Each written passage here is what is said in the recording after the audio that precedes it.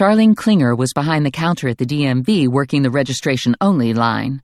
She was prettier in person. Her hair still lacked style, but it was thick and glossy and suited her. Her face was animated and she smiled a lot.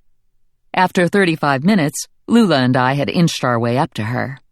I introduced myself to Charlene and explained I was substituting for Annie Hart. "That woman is a nut," Charlene said.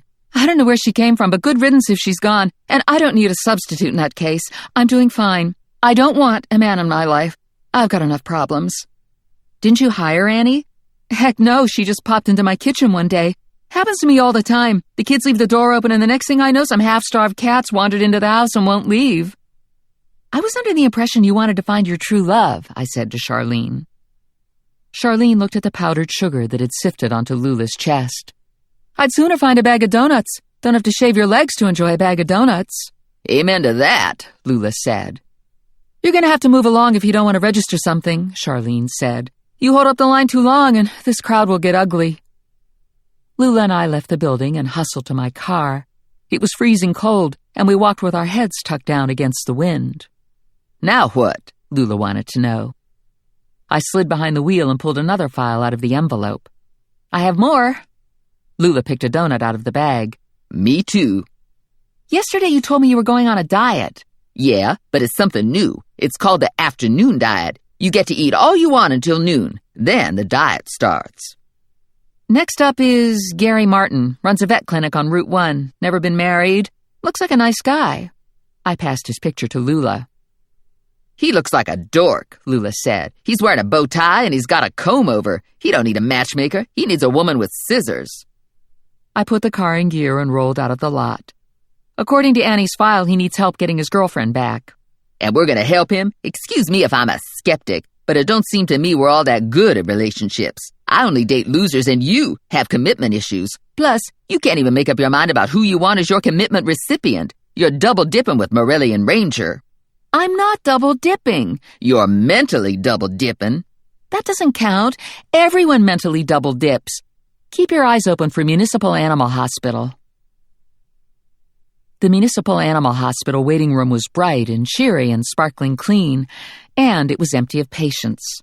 A young woman sat behind the big wraparound desk. She was also sparkling clean, but she didn't look all that cheery. "Yo," Lula said to her. "I'm Lula, and this here's the world-famous Stephanie Plum, and we're looking for Gary Martin." "He's in surgery," the woman said. "Office hours start at 1 o'clock. "Maybe he could squeeze us in between surgeries," Lula said. "It's a personal matter." "Dr. Martin doesn't like to be disturbed when he's in surgery." "See, here's the thing," Lula said. "I got a donut with my name on it out in the car, and I don't want to sit around until 1 o'clock. I mean, it's not like old Gary's doing open heart. He's cutting the balls off a cat, right?" I pointed stiff-armed to the door. "Out," I said to Lula. "Just trying to communicate with Miss Stick-Up-Her-Ass," Lula said. "Out!" I waited until Lula left, and then I turned to the receptionist. Maybe I could leave a note for Dr. Martin. There was a long, awkward pause, and I assumed the receptionist was contemplating hitting the police button on the security system, or at the very least unleashing Dobermans from a holding pen. This was a vet office. They had dogs, right? Finally, the woman exhaled and slid a pad and pen my way. "I guess that would be okay," she said. I was halfway through the note when Gary Martin emerged from a back room and approached the receptionist. "Any emergency calls?" he asked her. "Any, personal calls?"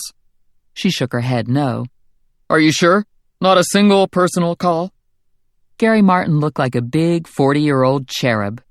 He was about 5'6" with chubby cheeks and a soft middle. He was wearing a light blue lab coat that was unbuttoned over tan slacks and a yellow button-down shirt.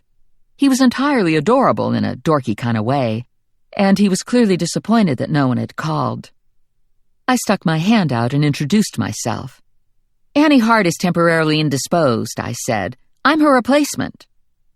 I wasn't sure what to expect after Charlene Klinger, but Gary Martin seemed excited to see me. He ushered me into his little office and closed the door.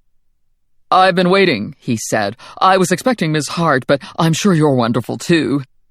"I understand you need help getting your girlfriend back?" "I don't know what happened. 2 weeks ago, she just said it was over. I don't know what went wrong. I must have done something terrible, but I don't know what it was. I was going to ask her to marry me on Valentine's Day, and Now I don't know what to do. She won't talk to me on the phone, and she won't let me into her apartment. And last time I tried to talk to her, she said I was a pest. A pest! I'm curious, I said. How did you hear about Annie Hart? It was odd. I found her card in my jacket pocket. Someone must have given it to me. It said Miss Hart was a relationship expert, and I thought, that's just what I need. So I called Miss Hart and we had a meeting. That was 4 days ago. Martin took a photo off his desk and handed it to me. Miss Hart wanted a picture of Loretta. The sticky note attached to the back told me this was Loretta Flack, and Martin had neatly printed Loretta's address and phone number below her name.